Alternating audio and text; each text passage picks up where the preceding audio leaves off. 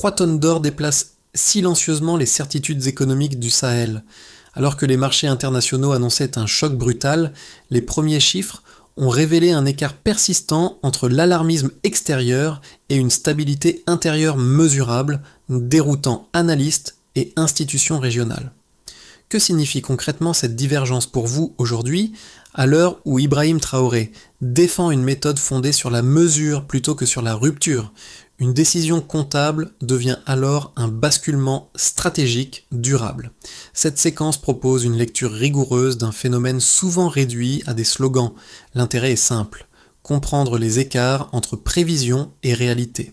L'enjeu dépasse l'épisode des 3 tonnes d'or, car il touche à la manière dont une décision administrative peut modifier, en moins d'un cycle fiscal, l'équilibre entre souveraineté économique et discipline de marché. Plutôt que d'opposer idéologie et orthodoxie, l'analyse s'appuie sur des faits observables, des comparaisons mesurées et des chaînes causales vérifiables. Ce cadre permet d'éviter 2 pièges fréquents: l'adhésion aveugle aux récits alarmistes et le rejet automatique de toute intervention étatique. Ce qui est en jeu, c'est la capacité à lire correctement des données quand elles contredisent les modèles dominants. Pourquoi des chiffres stables peuvent-ils produire autant de tensions interprétatives? Pintam-tam. En suivant pas à pas les mécanismes comptables, les réactions des acteurs et les effets concrets sur le terrain, cette partie fixe les règles du jeu analytique. Elle prépare aussi la question centrale: à quel moment la mesure devient-elle un levier de pouvoir réel, et pour qui?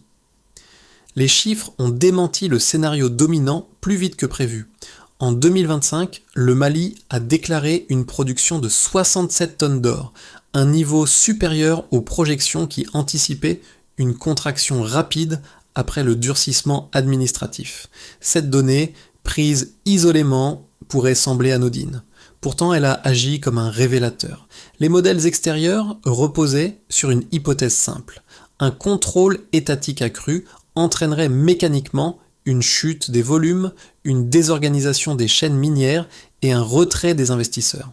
Or, la continuité observée sur le terrain a introduit un décalage structurel entre anticipation et réalité. Ce décalage n'a pas seulement surpris les marchés, il a exposé les limites des calendriers financiers et des scénarios automatisés utilisés pour lire le Sahel sans interroger leur postulat de départ. Ce basculement s'inscrit dans une séquence plus large.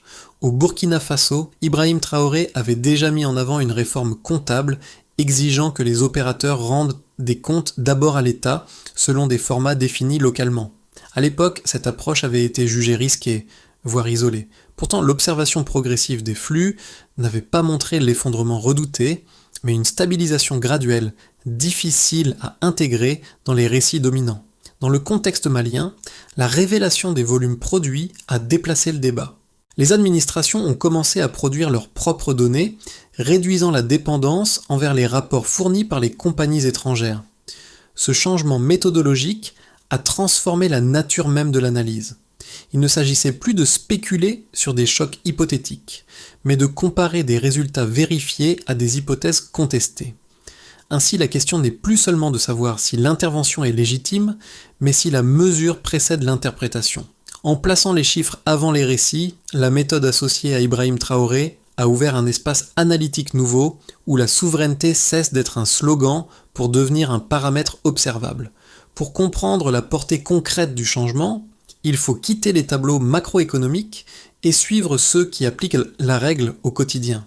Un premier repère est celui d'un inspecteur minier malien, longtemps cantonné à des contrôles formels. Avant les audits renforcés, son travail se résumait à valider des déclarations standardisées, rarement discutées. Avec l'arrivée d'un administrateur provisoire sur un site clé, sa mission a changé de nature. Chaque ligne comptable est devenue une question opérationnelle. Chaque incohérence, un indice exploitable. Ce déplacement n'a pas été brutal. Les demandes se sont précisées, les échanges se sont documentés, les réponses ont été vérifiées dans la durée. Pour l'inspecteur, la nouveauté n'était pas seulement technique. Elle résidait dans la reconnaissance d'un rôle longtemps marginalisé. Le contrôle cessait d'être symbolique pour devenir un levier d'ajustement réel, capable d'influencer les pratiques déclaratives. Un second récit éclaire un autre versant. Le dirigeant d'une petite entreprise locale de maintenance industrielle décrit une transition graduelle. À mesure que certains prestataires étrangers réduisaient leur présence, des acteurs nationaux ont été sollicités pour assurer la continuité des services. L'opportunité s'est accompagnée d'exigences nouvelles, délais stricts, traçabilité accrue, responsabilité contractuelle renforcée. La visibilité gagnée s'est payée par une discipline opérationnelle plus élevée. Ces trajectoires individuelles convergent vers un même constat. Les premiers effets du changement doctrinal n'apparaissent pas dans les capitales financières, mais dans des gestes répétés, mesurables, appliqués sur le terrain. Avant le durcissement administratif, l'équilibre paraissait figé. Les opérateurs déclaraient, les administrations validaient et les écarts restaient largement invisibles. Puis une inflexion s'est produite. Sous l'impulsion de réformes initiées au Burkina Faso, Ibrahim Traoré a mis en avant une exigence simple. La comptabilité devait d'abord répondre au format défini par l'État. Cette activation n'a pas été annoncée comme une rupture, mais comme une mise à niveau méthodologique. Pourtant, elle a immédiatement modifié les anticipations extérieures. La phase d'activation a été marquée par la méfiance. Les projections internationales prévoyaient une désorganisation rapide. Baisse des volumes, ralentissement des extractions, retrait progressif des partenaires étrangers. Dans les premières semaines, le bruit a dominé les faits. Les commentaires ont précédé les données et les marchés ont interprété chaque décision administrative comme un signal de choc imminent. Sur le terrain, cependant, les opérations ont continué. Les audits se sont installés sans interrompre les chaînes de production. Le point de tension est apparu lorsque le Mali a franchi un seuil décisif. L'imposition d'un administrateur provisoire sur le complexe aurifère de la Gouna a cristallisé les craintes. À l'extérieur, le geste a été lu comme un raid administratif. À l'intérieur, il a fonctionné comme une correction attendue d'un déséquilibre ancien. Les contrôles ont révélé des mécanismes longtemps tolérés. Exemption fiscale étendue, sous-déclaration récurrente, dispositif de transfert de valeur peu lisible. Chaque découverte a déplacé le centre du débat de la peur de la rupture vers l'examen des faits. Le climax s'est joué dans ce contraste. Alors que les discours alarmistes se multipliaient, les données opérationnelles suivaient une trajectoire différente. Les extractions ne se sont pas arrêtées. Les salaires ont continué d'être versés. Les raffineries locales ont progressivement absorbé des fonctions logistiques délaissées par certains acteurs étrangers. La confirmation de volumes élevés a agi comme un électrochoc analytique. Le récit dominant, fondé sur l'hypothèse d'un effondrement automatique, ne correspondait plus aux observations. C'est à ce moment que la méthode associée à Ibrahim Traoré a changé de statut. D'initiative jugée isolée, elle est apparue comme un protocole reproductible. La logique n'était pas de bloquer les flux, mais de les rendre mesurables. Les audits n'ont pas provoqué la panique annoncée. Ils ont introduit une discipline nouvelle. La confrontation idéologique attendue a laissé place à une reconfiguration pragmatique des rapports entre État et opérateurs. Les résonances se sont ensuite accumulées. Chaque audit supplémentaire a renforcé la capacité des administrations à produire leurs propres données. La dépendance envers les rapports fournis par les compagnies étrangères s'est réduite. Cette accumulation de corrections a généré un effet de stabilisation progressive. Les marchés ont été contraints d'ajuster leur modèle, confrontés à une réalité qui ne suivait pas le scénario de rupture. Ainsi, la séquence activation-tension-résonance révèle une dynamique précise. Ce qui devait être un choc s'est transformé en ajustement méthodique. La doctrine sahélienne n'a pas avancé par proclamation, mais par enchaînement d'actes vérifiables. La maîtrise des chiffres a redéfini les rapports de force sans interrompre les flux essentiels, montrant qu'un changement administratif peut produire des effets durables sans bruit spectaculaire. Le point de départ de l'analyse repose sur un contraste clair entre un scénario attendu et un résultat observé. Les projections initiales tablaient sur une baisse sensible de la production aurifère après le durcissement des audits. Or, les données collectées sur le terrain ont montré une continuité opérationnelle qui a rapidement invalider cette anticipation. Ce décalage constitue le premier signal mesurable d'un changement structurel plus profond. Un premier repère chiffré s'impose. En 2025, le Mali a déclaré une production de 67 tonnes d'or.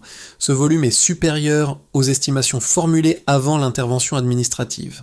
Il ne traduit pas une expansion spectaculaire, mais une stabilité robuste dans un contexte jugé fragile par les observateurs extérieurs. Cette donnée indique que les chaînes d'extraction et de traitement ont absorbé la pression réglementaire sans rupture majeure. En d'autres termes, l'intensification des audits a coexisté avec la production au lieu de l'interrompre.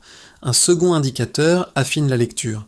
Comparé à la situation observée 2 ans auparavant, la production aurifère montre une progression d'environ 12%. Cette évolution modérée suggère un effet cumulatif des corrections administratives. Elle ne résulte pas d'une accélération brutale de l'extraction, mais d'une meilleure captation de la valeur produite.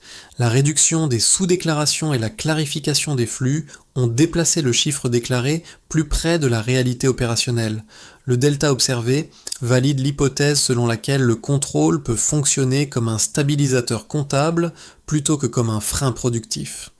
Un troisième repère concerne l'emploi, souvent absent des modèles financiers. Dans certaines zones minières directement liées aux sites d'extraction, les observations locales font état d'une augmentation d'environ 15% de l'emploi minier en 2025. Cette évolution est significative car elle intervient à un moment où un ralentissement était largement anticipé. Elle reflète un déplacement progressif des contrats vers des prestataires nationaux et est appelée à compenser le retrait partiel de certains acteurs étrangers. L'emploi devient ici un indicateur indirect de résilience opérationnelle. Pris isolément, chacun de ces chiffres resterait insuffisant pour remettre en cause un récit dominant. Ensemble, ils dessinent une trajectoire cohérente. La stabilité des volumes, la progression mesurée sur 2 ans et la hausse de l'emploi convergent vers une même conclusion. Le durcissement administratif n'a pas produit l'effondrement redouté. Il a modifié la manière dont la valeur est mesurée, déclarée et contrôlée. Ces données obligent à revoir les cadres d'interprétation. Les modèles qui associaient automatiquement intervention étatique et rupture des flux se heurtent à une réalité plus nuancée. Dans ce contexte, l'approche défendue au Burkina Faso par Ibrahim Traoré apparaît moins comme une exception idéologique que comme une expérimentation empirique. Les chiffres ne racontent pas une réussite simplifiée. Ils révèlent une mécanique lente, cumulative et fondée sur des deltas vérifiables. C'est cette accumulation, plus que tout discours, qui redéfinit aujourd'hui la lecture économique du Sahel. Les opposants au modèle sahélien avancent d'abord un argument économique structuré. Selon eux, le durcissement des audits et la reprise de contrôle sur les ressources fragiliseraient la capacité d'investissement à moyen terme. La logique est arithmétique. Moins de capitaux étrangers impliquerait moins de liquidités disponibles, donc une pression accrue sur des administrations déjà sollicitées. Les infrastructures minières exigent des financements lourds, une expertise technique continue et des chaînes logistiques fiables. Dans cette lecture, le risque n'est pas idéologique, mais financier. Un second argument concerne la vulnérabilité des chaînes de production. Les critiques estiment que la révision des contrats et l'incertitude administrative peuvent provoquer une désorganisation progressive. Le retrait partiel d'opérateurs internationaux serait susceptible de créer des goulets d'étranglement logistiques, des retards d'approvisionnement et une dépendance accrue à des acteurs moins expérimentés. À cela s'ajoute la crainte d'un climat d'imprévisibilité peu propice aux engagements industriels de long terme. Ces inquiétudes reposent sur des précédents observés dans d'autres régions extractives. Ces deux critiques sont cohérentes et ne peuvent être écartées sans examen. Elles posent des questions réelles de soutenabilité et de crédibilité. Pourtant, confrontées aux données observées sur le terrain, elles appellent une réponse nuancée. Malgré les audits renforcés et les litiges fiscaux, la production aurifère malienne est restée proche de 67 tonnes en 2025. Les opérations ne se sont pas arrêtées, elles se sont adaptées. Les salaires ont continué d'être versés et les raffineries locales ont assumé des fonctions logistiques auparavant externalisées. De plus, la progression mesurée de la production sur 2 ans et l'augmentation de l'emploi dans certaines zones minières suggèrent que la transition ne s'est pas traduite par une contraction brutale. Les chaînes n'ont pas disparu, elles se sont reconfigurées. Cela ne signifie pas que les risques sont inexistants, mais qu'ils ne se sont pas matérialisés selon les scénarios les plus pessimistes. Ainsi, le débat gagne en précision. Les arguments adverses conservent leur validité théorique, mais les faits indiquent une dynamique hybride. La région n'a pas rompu avec le marché mondial. Elle en redéfinit les modalités par la mesure, la vérification et la cohérence des données, une logique déjà associée à l'approche portée par Ibrahim Traoré. À ce stade, une idée simple s'impose. La souveraineté ne se proclame pas, elle se construit. Cette formule marque un déplacement décisif. Jusqu'ici, le débat opposait surtout des récits, alarmisme extérieur contre constat empirique. À mi-parcours, un autre niveau apparaît. La transformation observée n'est pas d'abord idéologique, elle est méthodologique. Ce qui change réellement, ce n'est pas le volume extrait, mais la manière dont la valeur est mesurée, validée et reconnue comme légitime par les acteurs eux-mêmes. Le révélateur a été la réaction du système face à la contrainte. Lorsque les audits se sont intensifiés, rien ne s'est figé. Les administrations ont appris à produire leurs propres données. Les opérateurs ont ajusté leurs pratiques déclaratives. Les marchés ont dû composer avec des chiffres qu'ils ne contrôlaient plus directement. Cette capacité d'absorption a montré que la doctrine sahélienne fonctionnait comme un protocole opérationnel plutôt que comme une posture défensive. C'est ici que l'influence d'Ibrahim Traoré prend une portée plus large. L'approche initiée au Burkina Faso ne cherchait pas la rupture frontale. Elle modifiait l'ordre des priorités, mesurer avant de négocier, vérifier avant d'interpréter. Ce renversement discret a déplacé les rapports de force sans provoquer de choc visible. À ce stade, le constat est clair. Le pouvoir ne réside plus seulement dans la décision, mais dans la capacité à produire des chiffres crédibles. Cette règle simple redéfinit la trajectoire sans bruit, mais avec des effets durables. Pour les administrations nationales, l'effet le plus immédiat a été la reprise de contrôle sur l'information économique. Les audits menés au Mali ont mis en lumière des sous-déclarations régulières et des clauses d'exemption héritées d'accords anciens. Chaque correction intégrée dans les bilans a renforcé la capacité de l'État à produire ses propres données. Cette autonomie informationnelle a modifié la posture institutionnelle. L'administration n'est plus un simple validateur, mais un acteur économique doté d'outils mesurables, une logique déjà éprouvée au Burkina Faso sous l'impulsion d'Ibrahim Traoré. Du côté des entreprises, l'impact s'est manifesté par une recomposition progressive. Les grandes sociétés internationales ont dû s'adapter à des exigences documentaires plus strictes, tandis que des prestataires locaux ont vu leur rôle s'élargir. Cette redistribution n'a pas été automatique. Elle s'est accompagnée de contraintes nouvelles, respect des délais, traçabilité accrue, responsabilité contractuelle renforcée. Pour les entreprises nationales, l'opportunité s'est doublée d'une discipline plus élevée, la visibilité gagnée s'est payée par une exposition accrue au contrôle, mais aussi par une intégration plus stable dans la chaîne officielle de valeur. Pour les ménages vivant à proximité des sites miniers, les conséquences ont été plus immédiates et souvent plus pragmatiques. Contrairement aux craintes initiales, les opérations ne se sont pas arrêtées. Les salaires ont continué d'être versés et les activités périphériques n'ont pas connu de chute brutale. Dans certaines communes, la continuité de l'emploi et une légère hausse des recrutements ont réduit l'incertitude quotidienne. Cette stabilité relative a nourri l'idée que le contrôle accru pouvait coexister avec une sécurité économique minimale, renforçant la crédibilité des réformes dans l'opinion publique. À l'échelle régionale, enfin, les effets ont dépassé le cadre national. L'observation attentive des résultats maliens a suscité des ajustements ailleurs. Le Niger a engagé des révisions contractuelles et exigé davantage de transparence sur les volumes exportés. L'Alliance des États du Sahel, initialement conçue comme un cadre sécuritaire, a commencé à fonctionner comme un espace de coordination économique. Les pratiques se sont alignées par mimétisme méthodologique plutôt que par injonction politique. Cette convergence a renforcé la position collective des États dans leurs échanges avec les opérateurs. Ces 4 niveaux d'impact dessinent une même dynamique. La transition n'a pas produit de rupture spectaculaire, mais une série d'ajustements tangibles perceptibles par des acteurs différents.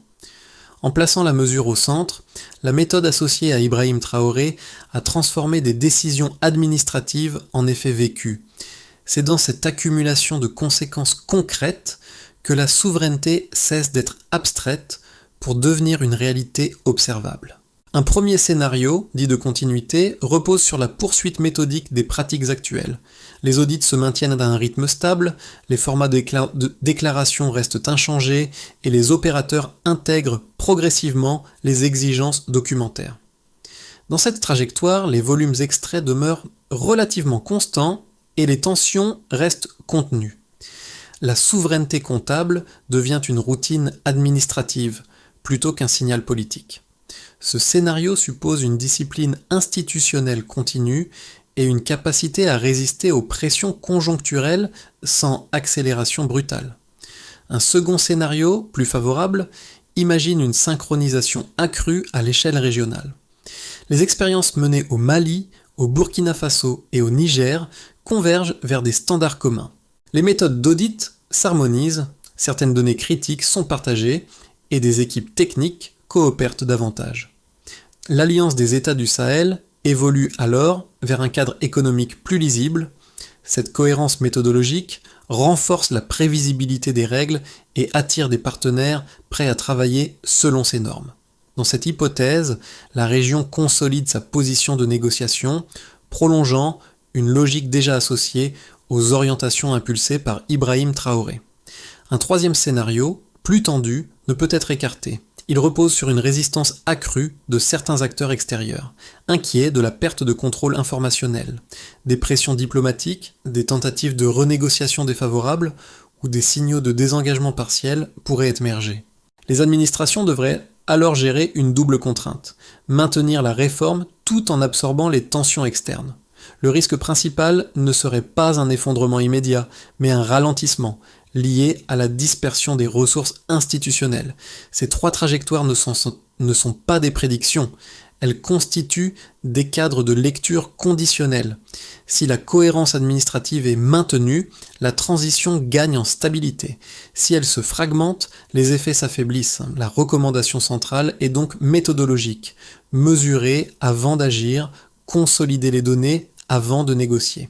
Dans un environnement incertain, la capacité à produire des chiffres crédibles demeure le principal levier d'adaptation à court et moyen terme. Pour une partie de la population sahélienne, l'effet le plus immédiat n'est ni strictement financier, ni institutionnel. Il est perceptif. Pendant longtemps, la valeur produite localement semblait décidée ailleurs, validée par des rapports extérieurs et interprétée hors du territoire. Le fait de voir des audits nationaux remplacer des évaluations importées a modifié cette perception. La souveraineté devient visible dans des gestes administratifs autrefois invisibles. Chez les jeunes actifs, cette transformation prend une forme plus concrète. L'extension des équipes d'audit, la montée en importance des certifications et l'ouverture de formations spécialisées créent des perspectives professionnelles nouvelles. Le secteur minier, longtemps perçu comme fermé, commence à apparaître comme un espace où des compétences locales peuvent être reconnues. Cette évolution ne nourrit pas une euphorie, mais un réalisme prudent. Elle suggère qu'il existe des trajectoires professionnelles sans rupture avec le pays. Les entreprises nationales vivent de ce changement comme un apprentissage accéléré. L'accès à de nouveaux contrats s'accompagne d'exigences plus strictes en matière de qualité, de délai et de traçabilité. Pour certaines structures, la transition est exigeante. Elle impose des investissements organisationnels et une montée en compétences rapides, mais elle offre aussi une reconnaissance institutionnelle inédite. Être intégré dans la chaîne officielle de production confère une légitimité durable. Du côté des diasporas, le regard évolue plus lentement. Là où dominait souvent la résignation, apparaît une curiosité attentive. Les décisions deviennent lisibles, les chiffres comparables, les trajectoires discutables. La confiance ne s'impose pas. Elle se construit par accumulation de preuves, reliant progressivement les réformes institutionnelles à l'expérience vécue des citoyens. La première étape consiste à consolider durablement les capacités internes de contrôle. Les audits doivent alors s'appuyer sur des registres modernisés, des formats de déclaration standardisés et des outils capables de vérifier les volumes de manière régulière. L'objectif est opérationnel. Réduire l'écart entre chiffres déclarés et chiffres vérifiés d'un cycle à l'autre.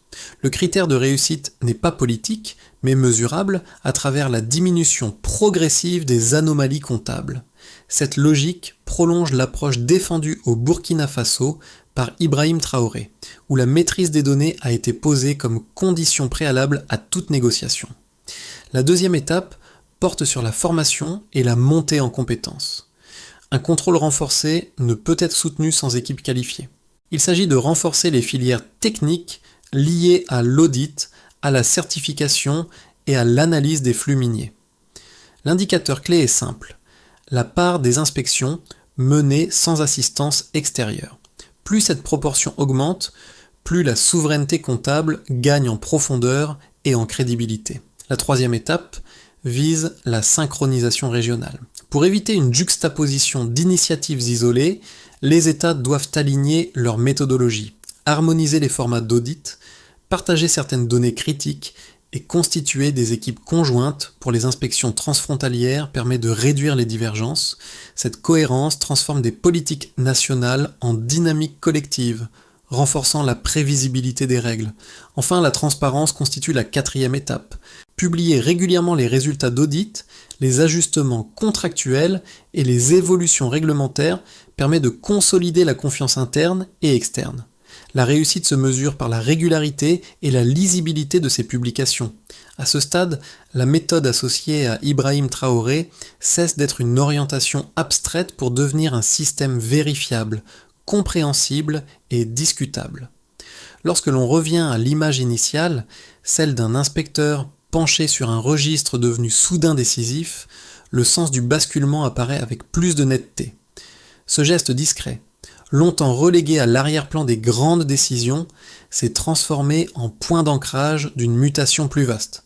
Chaque ligne vérifiée, chaque chiffre corrigé a déplacé un équilibre que beaucoup pensaient immuable. La transformation n'a pas pris la forme d'un discours spectaculaire, mais celle d'une pratique répétée et patiente. Dans cette trajectoire, le rôle d'Ibrahim Traoré ne se lit pas comme celui d'un symbole héroïque, mais comme un repère méthodologique. En plaçant la comptabilité au centre de l'action publique, il a rappelé que la souveraineté ne commence ni par la confrontation, ni par la proclamation, mais par la capacité à mesurer ce qui est réellement produit. Cette intuition, testée à Ouagadougou avant de résonner à Bamako et au-delà, a offert à la région un langage commun fondé sur les faits plutôt que sur les anticipations. Le motif revient alors, presque intact, un bureau, des registres, une vérification minutieuse. En filigrane, un principe revient sans cesse. La souveraineté commence par la mesure. Au terme de ce parcours, une ligne de fracture devient visible, mais elle ne sépare pas partisans et opposants. Elle distingue deux manières d'observer le changement. D'un côté, une lecture fondée sur les anticipations, les modèles importés et les réactions réflexes. De l'autre, une approche attentive aux pratiques, aux chiffres produits localement et aux ajustements progressifs. La transition sahélienne invite chacun à choisir sa grille d'analyse. Ce choix n'est pas politique, il est méthodologique. Examiner les audits, comparer les données, suivre les effets concrets sur les administrations, les entreprises et les ménages permet de dépasser les récits simplifiés. La souveraineté, dans ce cadre, n'est ni un slogan, ni une promesse abstraite. Elle devient un processus observable, discutable et perfectible. Le rôle du public est alors central. Poser des questions, confronter les chiffres, interroger les limites du modèle participe à sa solidité autant qu'à sa remise en cause. Rien n'est figé, tout peut être mesuré, discuté et amélioré collectivement. Face à une souveraineté qui se construit par la méthode plutôt que par le discours, quelle posture analytique choisissez-vous d'adopter ?